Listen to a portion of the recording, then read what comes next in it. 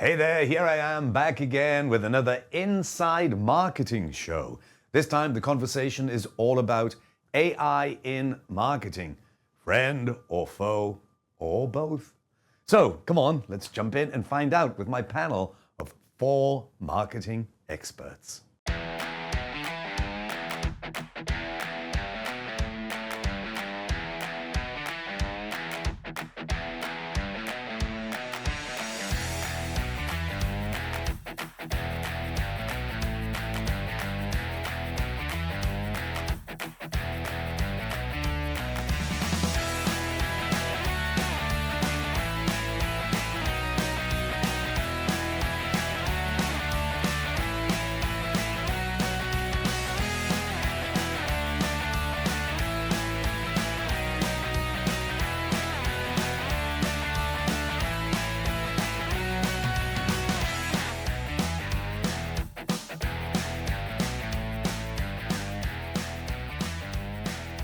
It's a fact, to be sure, there's no way we can talk about any aspect of marketing without the words artificial intelligence, or simply AI, being front and center.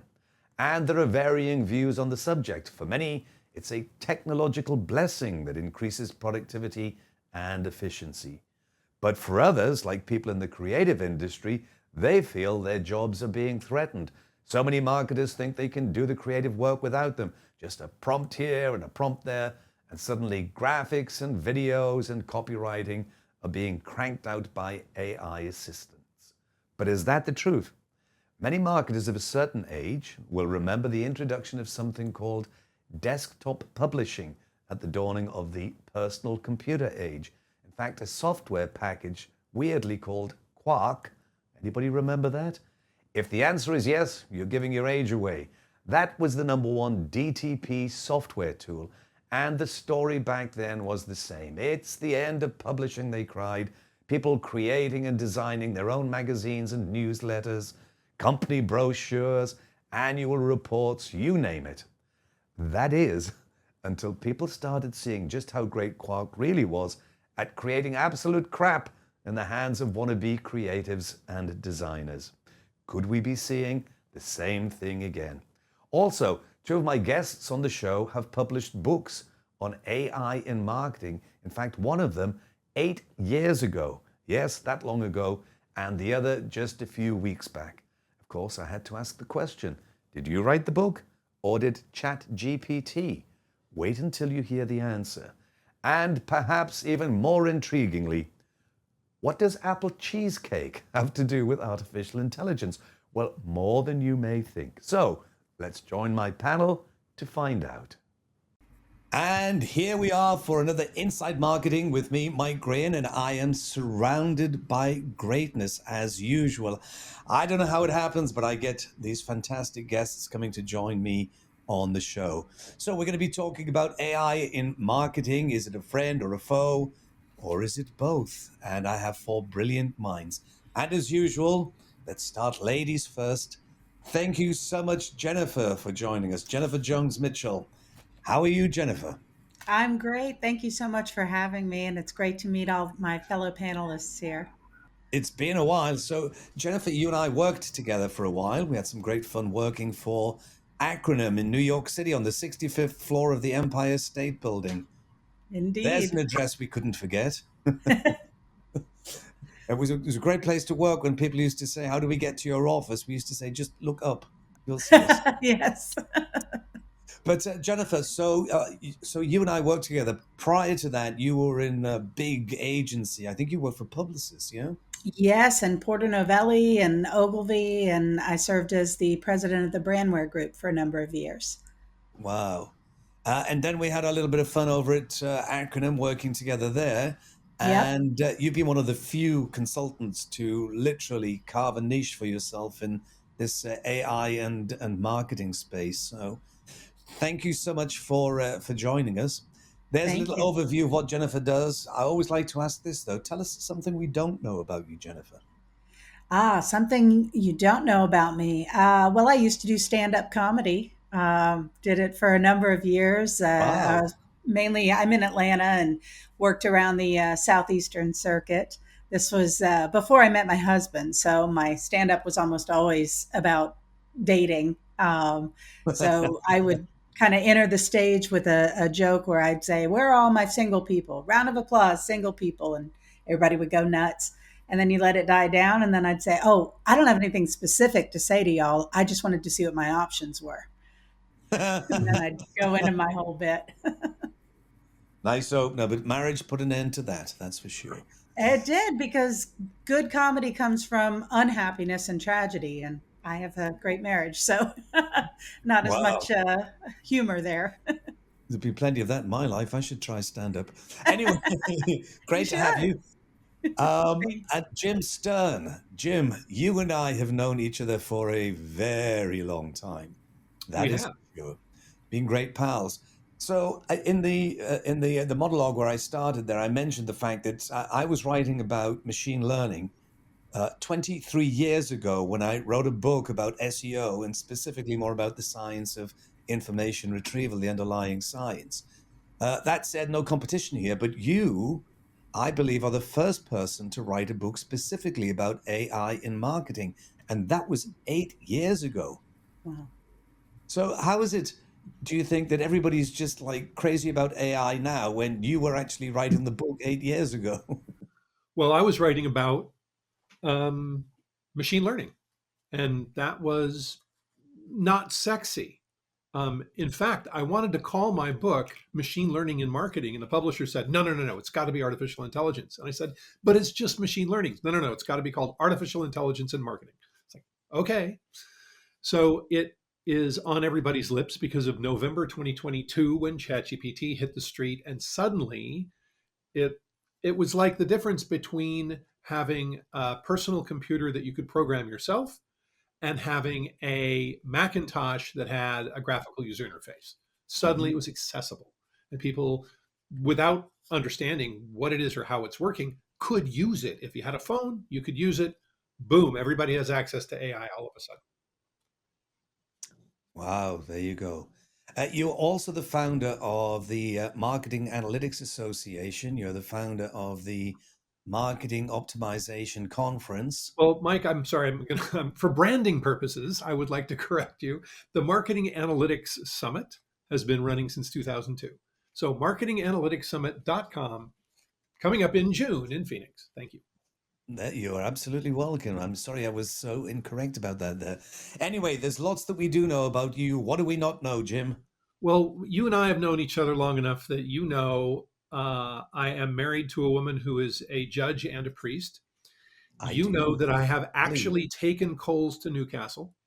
you have. You probably don't know that I recently did a TEDx talk on using AI for innovation. So that's surprise. Wow. And that's available on YouTube. We can go and take a look at that. It's on YouTube. It's a whopping 10 minutes if you can tolerate me. Wow. All right. Thank you very much, Jim. Great to know. David Berkowitz. David, thank you so much for joining us at the very last minute. Same as Jennifer, these things do tend to happen, but great to have you on. It was perfect because Jim wrote the first book on AI and marketing. And you've just, oh, by the way, I'm supposed to say not that David Berkowitz because it says that in your, in your LinkedIn profile there. Got to Um, clarify. yeah, but so yeah, we're going to talk a lot more about it because you have written the most recent book. In fact, I bought it just last week. Thank you. And you're also the founder of the AI Marketers Guild, which you have get-togethers online and in person. And indeed, you have something going on this evening in New York City. I do. Yeah, and both Kevin Lee and I will be joining you. Love when So we bridge online and offline. So we know what you do. You've been in the industry for a long time. What do we not know about you, David? Well, I'll give something topically related here because my favorite use of AI these days, and I don't even know what the close second is, but my favorite use of AI is to cook with it. And so my daughter is 11. She is an avid chef. She goes cooking camp every summer, and she's often just cooking me amazing meals. And when we want to make something that we've never made before, like her babysitter. It was just her birthday on Monday. My daughter knew she loved cheesecake. She even thought there was some kind of apple cheesecake. She thought I'd never made cheesecake. I didn't know what to do with this. I asked her, and apparently she likes Junior's apple crumb style cheesecake, which I've had Junior's, of course. I've never heard of apple and cheesecake together. Went into ChatGPT, was asking like what's a good recipe for it, and I can't stress this enough. It's not even one of the best cheesecakes I've ever eaten. It is one of the best things I've ever eaten. I have told my daughter repeatedly now since this happened, just in the past 48 hours or so, that this is now my second favorite thing in life after her. But then when you get into things like asking to customize things, wanting to go and like, oh, you don't have time for this, you don't have that ingredient, you can talk to the recipe. It is just game changing and fun and creative, and it's become a great pastime. I know what we're all having for dessert this evening. Believe me. So whip up another fast. And I tell you what, we should have the recipe for that in the comments. I'm happy to share it. Yeah, YouTube, shareable. Yeah. There you go. And Kevin Lee. Kevin, you and I have known each other for a very long time, same as Jim. All three of us members of the Old Timers. By the way, that reminds me, somebody should invite Jennifer. She'd be great within that in the Old Timers group. Anyway, Kevin, so you're the founder of Did It. You were in the game, in the search game, before anybody else. You've been around for a long time. Obviously, you've been fully aware of the way that AI, machine learning, has been growing and being used in the industry. You're also an author. I think you've written 2, or is it 3 books? 3 books that were officially published with imprints, and then we had there was an SEO secrets book we wrote in 1997, which was not an imprint; it was self-published and given away as a freebie. I remember that's when you got banned by prospects. Google. No, actually, that was before Google was around. Well, it was really more the Igtemy blacklist that was probably the most notorious. But at that point, cloaking was not against the rules, so I use that as my back in the my day. excuse. And what do we not know about you, Kevin? Probably most of the folks on the call may be aware, but I continue to invent technology, even though I've been prohibited from touching code by my coding teams. So the latest fun thing that I've invented is I've used AI to replace myself, but specifically replace myself with regards to my voice. So there's a clone of my voice sitting on 11 Labs that I use for my team to make phone calls out to prospects. And when it hits voicemail, they just push a button and I say whatever I wanted to say, but I'm not involved other than the fact that I tell my team what I'd like to say to someone, and it's said by the AI. So it allows me to clone myself with regards to telemarketing, which may be great or it may be evil, but nonetheless, I've gone ahead and done that. And now it's been productized as voiceu.com. Is it just your voice, Kevin? Product. So have you only? I've got a digital twin. Just my voice. Yeah, I haven't decided to create a video version of myself. I mean, the technology there with regards to avataring myself or creating a video version of myself is probably something that will be feasible quite shortly. But specifically, I was trying to solve a problem in marketing, which is that of my 29,700 LinkedIn connections, probably 80% have no idea what Did It does, because Did It made 11 acquisitions, right? So we started in search in 96. We had a SaaS platform that competed with Marin Software, and decided we were, sick and tired of waiting for there to be margin in that business. So we became a full service mid-market agency. And of course, many of my connections have no idea what Did It does now. And I couldn't think of any other way to reach them other than calling them. And even 1,000 of my 29,000 connections, calling those was just a thing I couldn't imagine accomplishing. So I decided to clone myself, at least with regards to voice. So that's kind of interesting. I did know about that, and I want to come back to it as well, because that's a case of the subject matter that we're covering today is AI and marketing, friend or foe kind of thing. And everybody's trying to say that, things and, the methods and things that we've used previously are now being taken away from us because AI can do all of that. whereas you are actually taking AI and going back to the old conventional things because you're using AI in phone marketing, you're using AI in direct mail.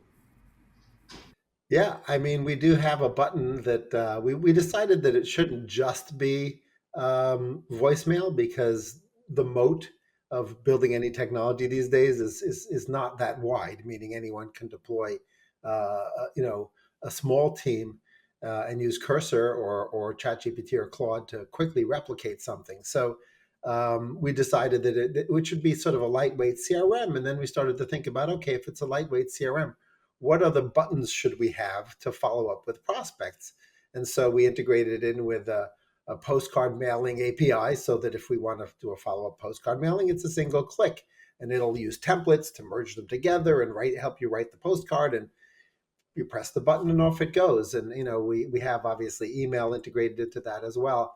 So it's in the single button to then do an AI query to learn more about Jim or David or Jennifer before making a call is right there. You know, so we'll be adjusting the prompt engineering behind the scenes, but the idea that if I want to be topical and leaving a message for Jim, I may want to see what Jim's up to now, and I could either go to his social media profiles and read them, or I could ask one of the AI engines to tell me what Jim's up to, right? And then use that to perhaps tune my voicemail message. A human still does the final tuning before it gets converted into my voice. But I think, you know, AI as a tool is a theme that I'm using across my SEO practice as well. It's just that the tool chest got a lot more powerful with So that's an regards to interesting having thing. AI in Jim, there. when you wrote the book, the first book, 8 years ago, how was AI being used in marketing? Because like everybody's talking about it now, so we must have come a very long way. But how was it being used when you wrote the book? Well, it was being used as a statistics engine. So we've gone on this trip, and I've got a cute little graphic that shows three wheels. The first wheel is deterministic. We write software, the computer does what it should do. The middle one is probabilistic, and that's where the statistics come in. Now, a statistician can build a complex model that says somebody who saw this ad, clicked on this thing, used this search term, saw these pages, downloaded this PDF, should get the following message. You can build a model to measure that, or you can give the data to the machine and ask the machine to identify what the situation is, what the next best action should be. And that is machine learning, because as the data changes, it changes its recommendations. It learns. So we've gone from deterministic to probabilistic, and now we're into this linguistic thing. Totally different kind of computing. So I was writing about heavy duty statistics. Like, let's just throw everything we know about our best customers into the data set and say, what do they have in common? Well, the most common thing is they're male. Is that useful? Not really. Well, the next most common thing is they exhibited this behavior on our website. Okay, I can take action on that. So I was writing about classic, what I have been calling traditional AI, machine learning.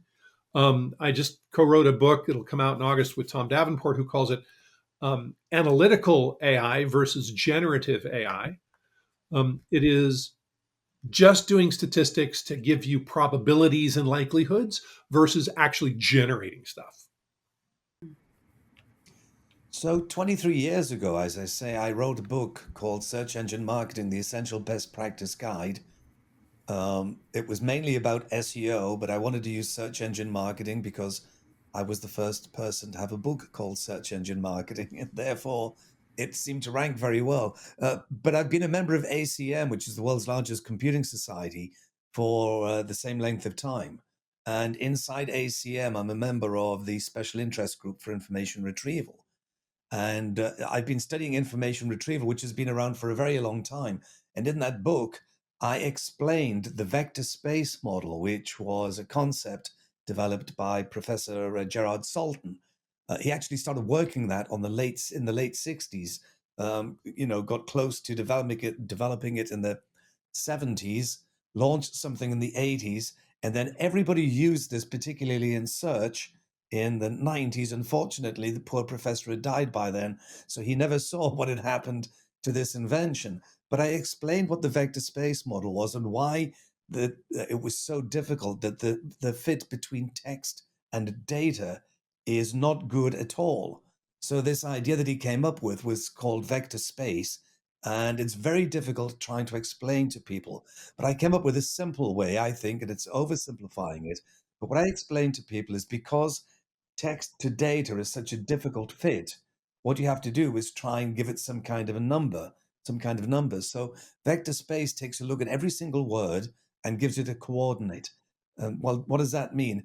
So this is the simplified version. I say it's like kind of a star chart, that if every star has a coordinate, all of those with similar coordinates that live together, well, that must be a galaxy because there's something similar there. And vector space model does exactly the same kind of thing.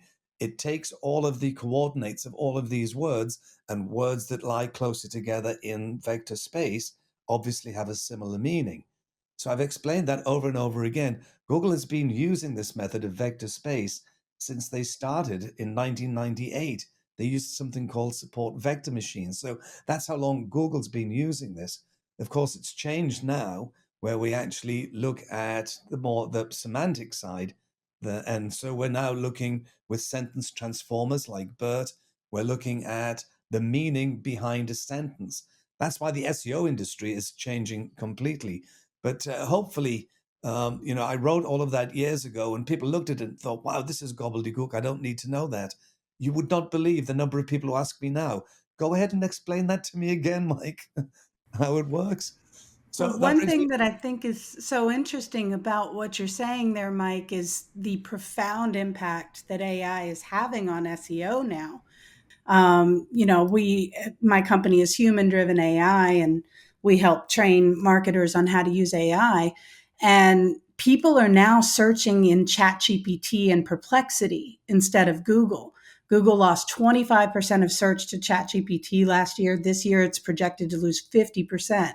And consider this: AI serves up answers, not blue links. So we're already starting to see click through rates declining as people get their answers in AI. So there's a whole new industry now. We figured out, and we're not the only ones, but we figured out how to optimize AI models for search. We call it AISO, AI search optimization. So I just think it's so cool what you're saying, because it's just this evolution now of search, because AI is the new search now. Have you been playing around with ChatGPT? Like, I've got new clients who tell me they'll ask ChatGPT, does anyone in Atlanta train marketers on AI? And it'll serve up me and my company. Obviously, that's by design. We've been optimizing the models. But have you guys seen that activity shifting as more people are searching in AI?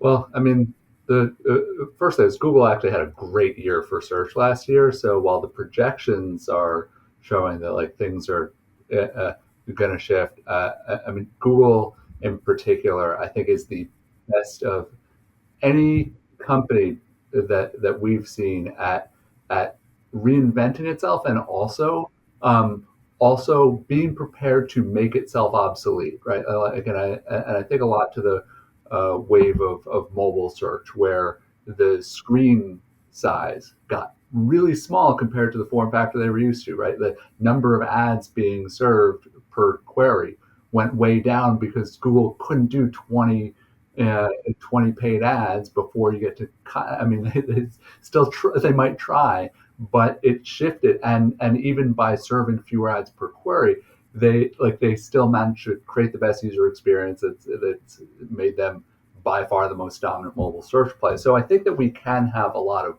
both, and we will have a lot of both for some time, even if generative AI is a substantial threat. I say that also one of the things that I'm glad you brought up, Jennifer, that people I think are not doing enough of is looking at the non-branded queries, right? Like I'm working with someone that's a business intelligence consulting firm out of Boston, and I think that the very natural inclination and a good one to start with is to do the vanity searches for your name, for your company name, yeah, things like that. By all means, do the search on the brand terms. But to do things like business intelligence consulting firm Boston, or whatever the kinds of terms that people are looking for, uh, that becomes very telling. And of course, you have to do it more than once. It's good to try it on more than one end. But even if you do it once, and if your AI engine, of course, because I even try to avoid saying things like LLMs, and like, yeah, I try to avoid acronyms wherever possible. But whatever AI site or app you like using, yeah, and then if it doesn't show you the sources, most of them will do it like ChatGPT doesn't always show you the sources by default like Perplexity does, but if it's searching the web and things like that, it often will, usually, always, and probably not always, but will if you ask it to, right? Like, where are you getting this information from? And it's like, and I actually found some business listing sites that were, kind of like the G2s of the world, things like that, that I hadn't seen before. Right? But like three of the top listings in ChatGPT for that query were from this one site that also, I mean, it happens to be very well search optimized too. So I think that there's a lot of overlap. Like, it's funny seeing like Time Out New York comes up very highly in local recommendations and AI, even if it's a much smaller outlet than many others, but it's also extremely well search optimized. So there is some symbiosis. So I Oh, can that tell you that there are a great number of I'd like changes to, that have taken place in end user behavior, and that's what you need to look at. And over again, in the years that I've been involved in search, which is like from the very beginning of the industry, the number of times that people have said to me, "Is so and so going to be the Google killer? Is so and so going to be the Google killer?" I remember being interviewed by the BBC in 2002 or three, and the guy saying to me, "All right, Mike, who's going to be the next Google?" And I said, that's like asking me who's going to be the next Beatles. There isn't going to be one. I mean, they've done it. And still people say this, but end user behavior changes. Like, for yeah. instance, Amazon was going to be the Google killer because more people were doing product searches at Amazon. But what you were saying, Jennifer, about Google's getting less of this and ChatGPT is going to get that. Let me tell you, ChatGPT going to be ChatGPT, Google going to be Google, and the end user decides Yeah. exactly which way they want to search and what they're searching for. So I'll just finish with this part because I can see Kevin really needs to jump in. Absolutely, but if you just go to the original taxonomy of search, informational, navigational, and transactional, okay, this is the way that we search. We will do a different search at ChatGPT than we will at Google. We'll do a different search at Amazon than the one that we do at Sure. whatever the other AI engine is. So I don't think it's a case of, and I'll just finish with this bit, like I've said before, Google being killed. I think that's happening in the law courts at the moment. But as far as the end user is concerned, people are going to decide themselves, where am I going to get the best result for this type of search? So I Mhm. think it's not a case of Google losing, it's just the pie getting bigger. Kevin.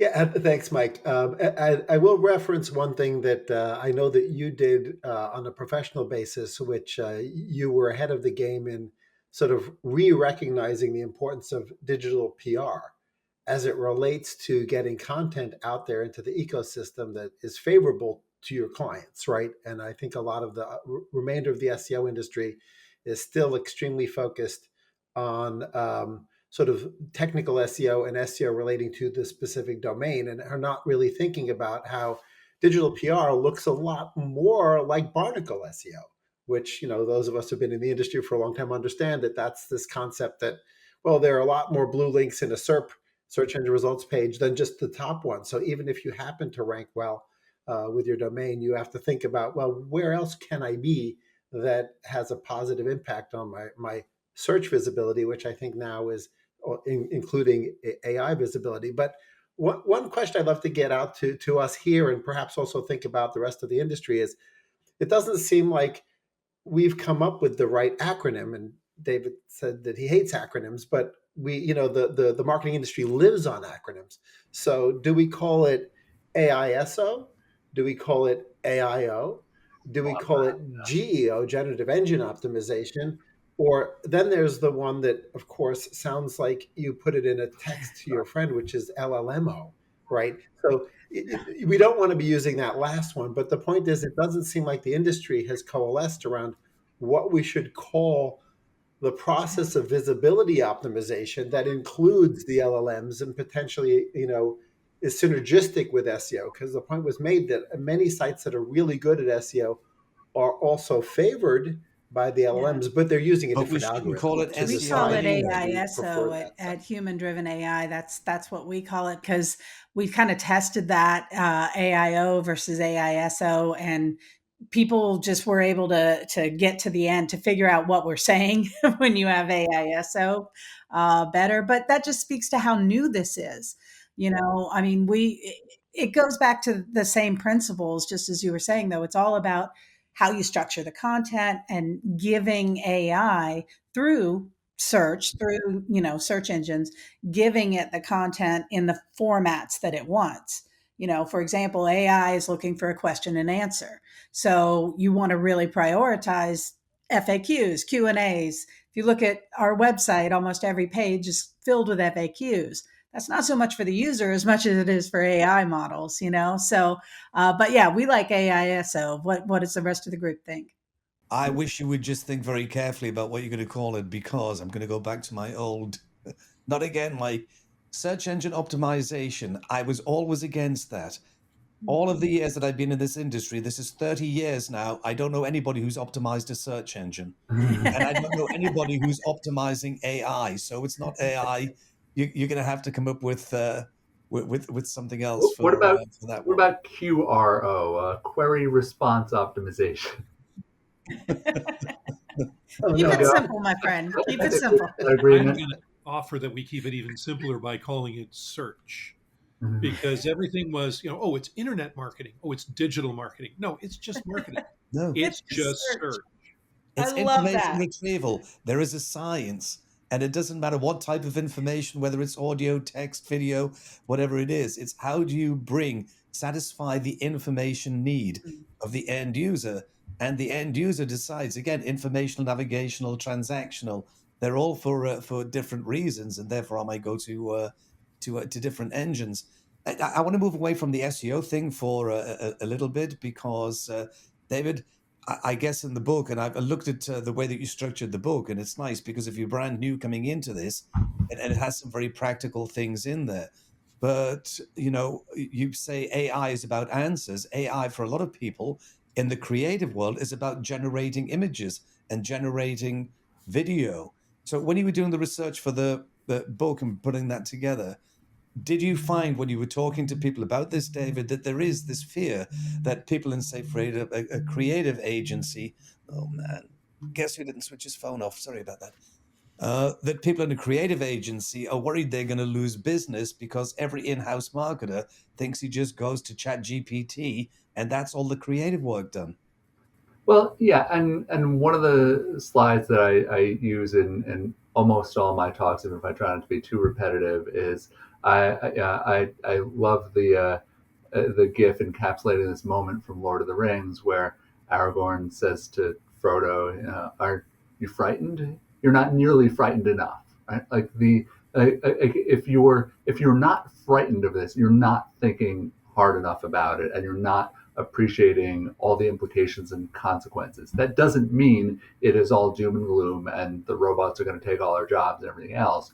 But you almost like have to be scared shitless, at least for a minute, to just like have that wake up call and see, okay, so what are we going to do about it? My old colleague, Mark Avnet, who's now at the Interactive Ad Bureau, the IB, so he used to do these exercises at the agency where we work 360i, these in a world exercises, right? Like, and yes, we could do a world where it in a world where people aren't using traditional search engines anymore, right? Like, in a world where you can enter a query, enter a prompt, and create a high production value 30-second brand spot in a matter of seconds. Yeah, like this isn't just some hypothetical or science fiction. This is increasingly very, very real.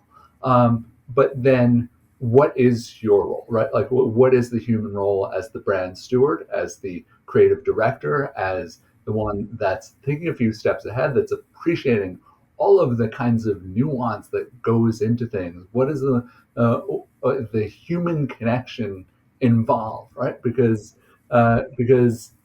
AI can obviously do some things like uh, analyze more data than a human ever could, right? Like that doesn't mean it has the same sense of reasoning. And so I think that it's sort of like the uh, evolution of religion in its own way, where it's like if you just keep trying to go and just like analyze the heck out of it, it fits in a smaller and smaller box. Like we can't do that to what makes us human. Um, and I think on the flip side, that there's going to be even more appreciation for things that have like some of that, like a little bit of that, just like roughness around the edges that I'm sure AI will try to mirror as well, but something where it's like human certified, humans have been involved in this process. Like, yeah, I think that there's just going to be more and more of a craving for that too. I'm going So to I have a leave. question for you, David, probably the one that you've been asked by many people. Did you write your book or did AI write your book?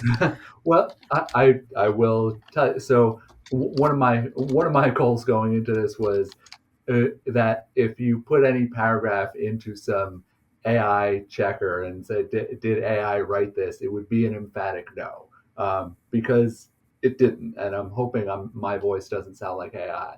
I will say that I used AI a lot for the initial pitch for the book and taking my slides and writing and turning it into the format for the book proposal. I used AI, I will say, too much for outlining because it took me a bit to get to this point, to get from that point where I had some outline, I was trying to shoehorn some things in until a number of weeks later where I was getting into that flow of writing and saying like, what do I want to write about now, right? Like what questions do I feel need to be answered? And some of the last stuff I did in the before I submitted the manuscript was actually completely rework and reorder it. And yes, I was even using Google's Notebook LM at that point to say, like, if I put chapter 6 before chapter 4, does this make sense? Like, help me figure out the pros and cons of it. So it did become this sort of like sounding board kind of pre-editor editor for me. But the writing, I wanted to make sure that like that only I could write this. You can read a book that like can't be written by anyone else. I did have AI write other books, just to test out the process. I don't think they're that interesting. I don't promote them at all, and I actually took them down off Amazon because I don't want any confusion out there. So I went through that process, and they might be fine, but it's boring. And here, when I was like rereading the book for the last time, I was like, you know what, like even if someone could write this better, even if there are people on this call who are way smarter than me, I'm like, this feels like me. And that was the one thing I was happiest with of getting this out there. I don't know if it's great. I just know that it's mine. Jim, you were nodding your head there. You're in the middle of writing a book or one due. You've Yeah, written it's 12 books, I think, now. How many did you use yeah. AI This is on? number 13, and the first one I used AI on. It'll be out in August because they have to grow the trees and cut the trees and make the paper and print it, and who knows why it takes so long. That old Um, thing. I used AI quite a bit for the same things that David did, for conceptualizing, for flow, for conceptual. Does if I explain this first, does that help chapter 7 later? Um, and I took my other 12 books and uploaded them into a custom GPT and said, I want to write 3 paragraphs about this thing. Here's what I think. This is what I feel. Please write it in my style. And it would kick out something that was about 50% usable, which means I had to rewrite everything, which which was appropriate, and that's fine. It saved me a lot of time. It wasn't my voice. It wasn't. I wouldn't hand it over to and say, "Yes, it can write a book about fill in the blank." That's not going to happen. Um, but I want to address 2 parts. One is your question about creatives, and I'm going to leave Jennifer out of this because you're not old enough. But the rest of us remember desktop publishing. suddenly everybody could have their own newsletter. And the first ones that we created had 17 different fonts and different colors, and it was great. And it was horrendous. We had a power tool that we didn't know how to use. We have Exactly. We have a power tool that, if you are a subject matter expert, will really help you. If you're not a subject matter expert, you end up with meh because you don't know what's good.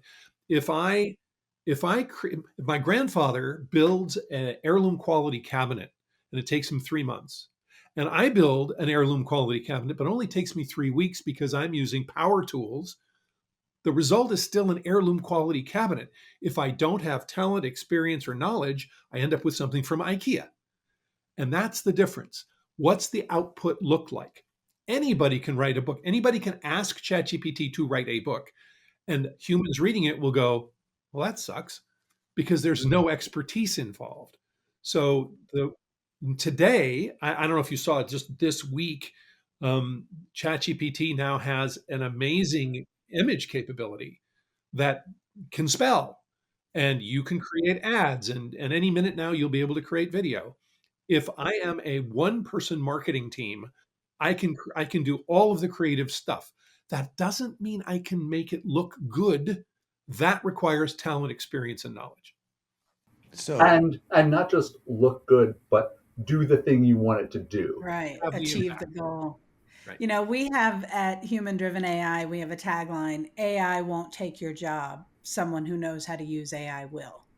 And that really is true, because it goes back to exactly what you guys are saying. AI is a tool, and especially generative AI, it's software. It's pattern recognition. It was trained to generate an output based on the inputs you give it. It's software. But I will say we are seeing some job loss. It would be foolish to say we aren't, but we're also seeing new jobs. A lot of agencies and in-house teams are hiring prompt engineers, AI quality control specialists, AI trainers. I have a friend who spent 30 years working in communications, and she now works for one of the world's biggest tech companies, training its AI on how to communicate like a human. So the bottom line is, you cannot use AI without human interaction, and a human must drive it, hence the name of our company. But the bottom line is, it's here to stay. If AI can save a company $1, they're going to use it, and it's saving businesses millions of dollars. So if you want to future-proof your company, you want to future-proof yourself, you have to upskill in this tech. That's the bottom line. It is transforming how business is done, but it still needs that human to drive it. so there is something else looming that everybody has to think about. I just want to go back to what David was saying and what Jim was saying about writing a book and saying to the AI, I'd like you to write it in my style. Because if I write a book and I say that to an AI, it will say I'm physically incapable of opening a bottle of Sauvignon Blanc, Mike. I let Today, that sink in for a second. Today. give it a few months. So here's an interesting thing. Everybody's using the word free. AI is free. You're free to do this. You're free to do that. Jim, you just mentioned ChatGPT. Okay, they said this week that they released this image generation tool, yeah, and it was burning up all of their GPUs. They were melting, yeah. Mhm. Google just said that to generate with Gemini 2.5, to generate one image is using $200 worth of computing power for just one image. And then Adobe did a study and explained with Firefly, I think it is, that they use, that in order to create an image, one image, they're using the same amount of power that it takes to charge this thing.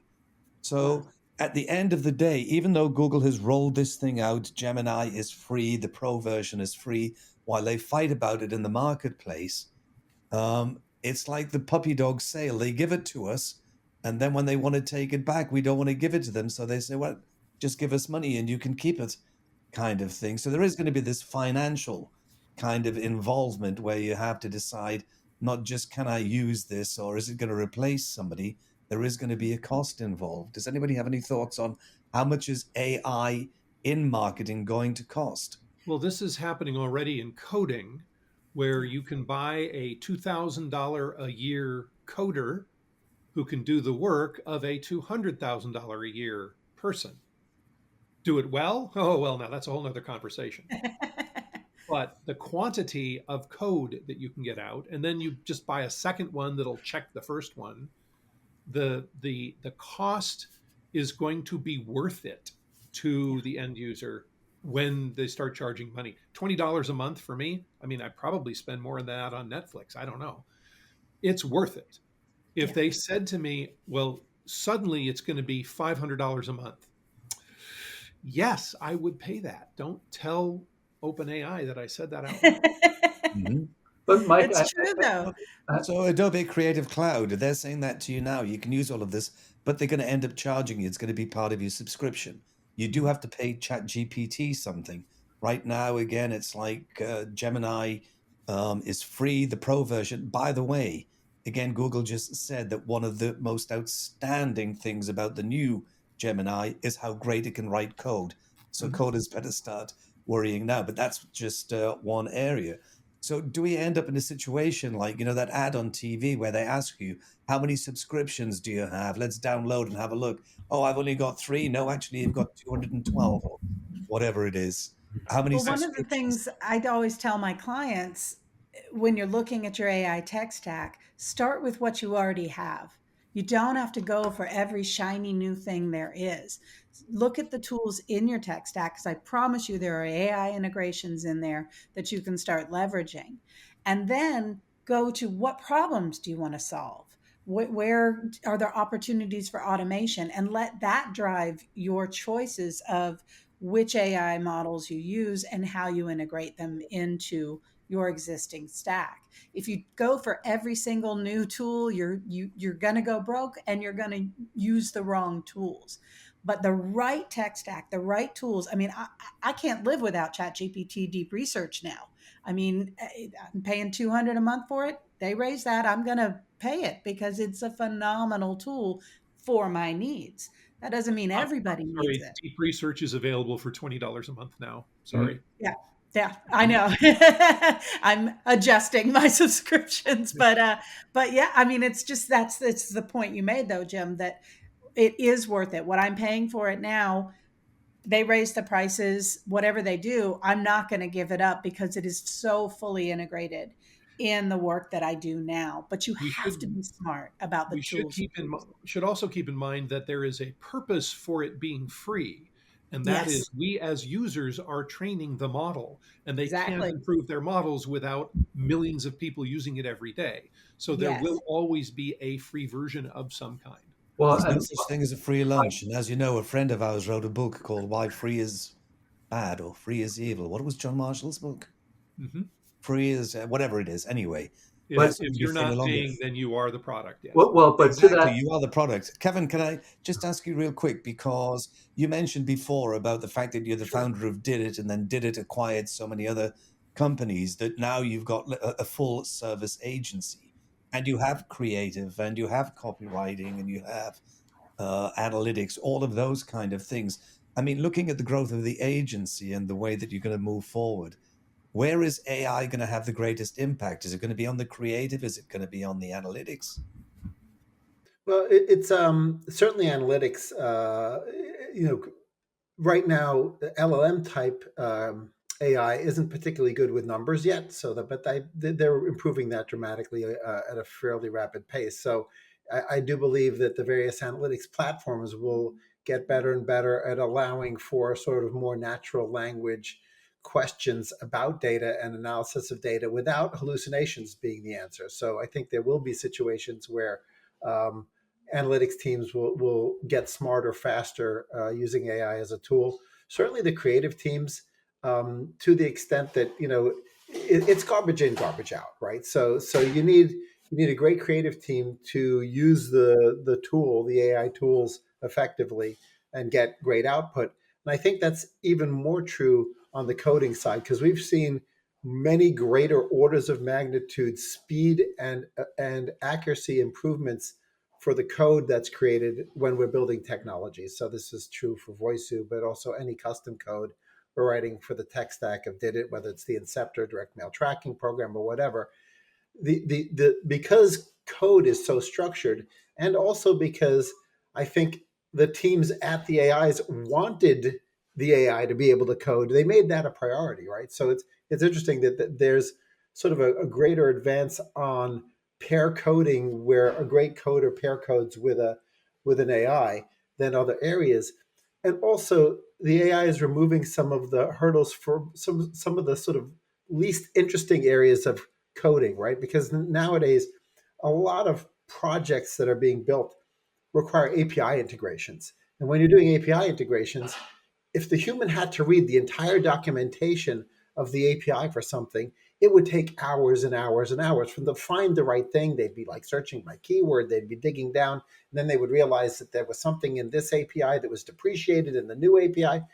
The nice thing about AI as it relates to coding, particularly in the areas of API integration, is the AIs actually can read the latest Twilio API specifications and allow the coders to not have to spend 6 hours digging through and realizing, okay, how exactly do I bridge in a new user to a conference call, right, via API?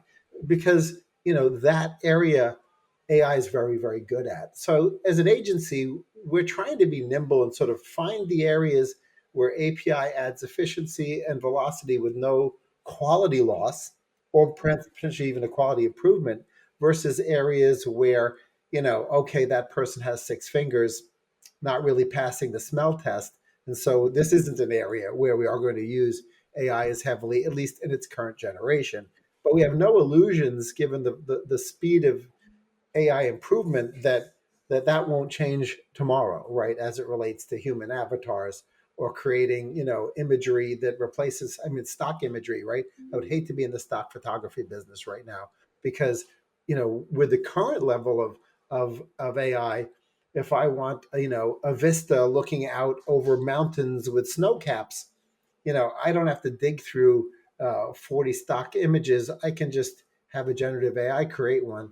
And as long as the creative license is appropriate to use that commercially, I'm good to go, right? So that it's really changed things. Because when I, back in the agency days, when I worked at McCann Erickson and J. Walter Thompson, and we needed an image of something, there was an entire department that was in charge of sourcing the image and, getting the proper license and remembering whether or not that license needed to be removed. I mean, there was an entire legal team at Getty which would just sue the crap out of you if you went, a week beyond your license date on that image, right? And it was still being used commercially.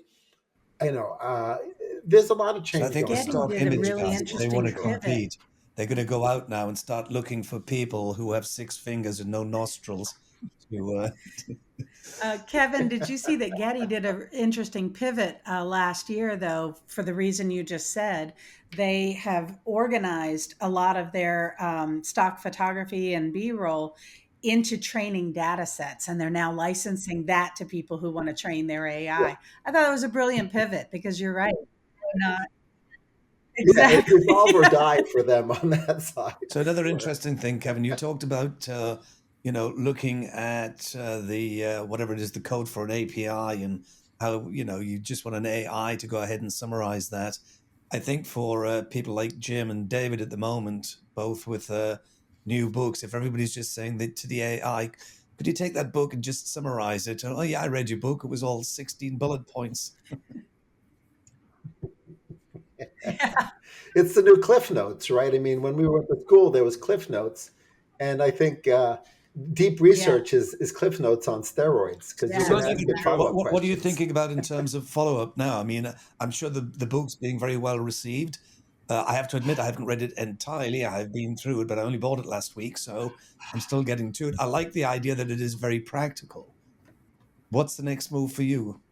Well, the next move is taking this and bringing it to life, and a lot of it is that it's like Jennifer talked about the stand up circuit, and I see just a lot of opportunities to speak about this, like get feedback on different pieces of it, like just make it more interactive. Where do workshops help? Like what are the resources are needed? Whether or not there's going to be a pending sequel in that direct sense of it, it's like obviously things change by the minute, right? Like we don't know what's happened while we're in this conversation that we all just missed and have to catch up on. So so the tactics are constantly changing, and I think it's using this as saying, like, here are some of these big things that are changing, and a lot of things that we discussed today. Now, what do you need to do about it, right? And what are your biggest challenges? What are your biggest goals? What are your needs? What does your team look like?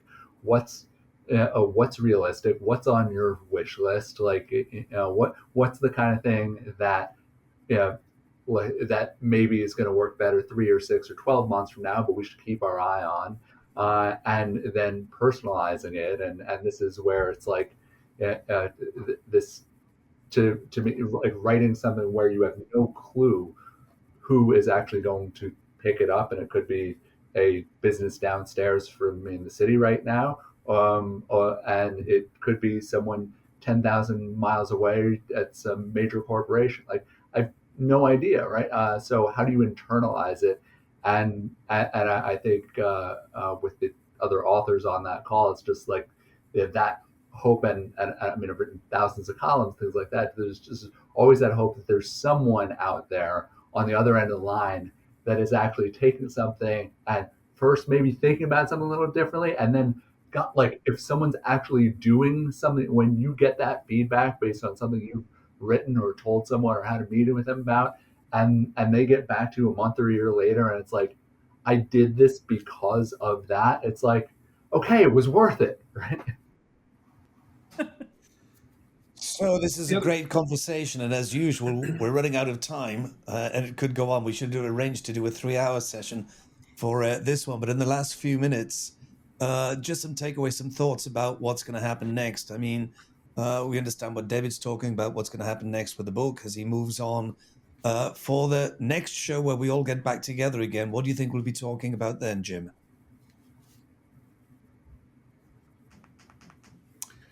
Stunned him into silence. We'll be talking about whether or not society has figured out how to upskill. So is AI making us dumber because it's just giving us the answers? I say no, what it's doing is freeing us up to think about higher order problems. But are we prepared to do that? And it's the training in place to explain to people that cranking out another email, that's not their job. That is a task that a machine can do. The job is figuring out what to do. Yes. Hallelujah to that. I just got to jump in because you are so right on. A lot of the teams that I work with, after we've trained them on how to understand how to automate all of those marketing, a lot of it is administrative tasks. It's busy work. A lot of it is that kind of stuff that you can give to AI. You can build an AI agent to automate almost all of those monotonous daily tasks, which means that you then have time to think. I mean, when is the last time you've gotten off that treadmill of constantly doing those admin tasks and actually think? That's what my clients are telling me, that they now have time to just be creative, to think, to talk to each other and brainstorm new ideas, to look at what the competitors are doing. That's where the magic of AI is. It allows us to be more creative because it takes all of the busy work off of our plates. It allows us to work on the business instead of constantly working in the business. Yes. I might steal that line. That's going to go up on the wall behind you. I can see, Jennifer. Kevin, we only got 2 minutes left. Your thoughts? I think that we'll be talking about how it moved much more quickly than we even thought it could. Right? The human brain is used to linear things, not exponential things, as far as change. And I think the speed of change in AI has already demonstrated to be much faster than even the experts thought it would be. And I think part of that will include them figuring out how to make them less resource intensive, which will allow things to be done, more things to be done less expensively, right? So whether it's new chipsets or whether it's better code, I think we'll be looking back and saying, wow, that it's not just going from linear linear to exponential, it's going from linear to exponential to combinatorial. It's Yes. all happening, everything, everywhere, all at once. Yeah. Sounds like a great title for a movie, Jim. Should think about Absolutely. that. Anyway, thank you all to everyone for joining us today. You are great. These guests, I mean, I don't take any of this for granted. You've all got jobs to do, so taking some time out. But Jennifer, Jim, Kevin, David, thank you so much for this. And let's plan the next one and see if you're absolutely right about what we will be talking about. And that's it for this one. Everyone, thank you for joining us. Look forward to catching you on the next one. Bye for now.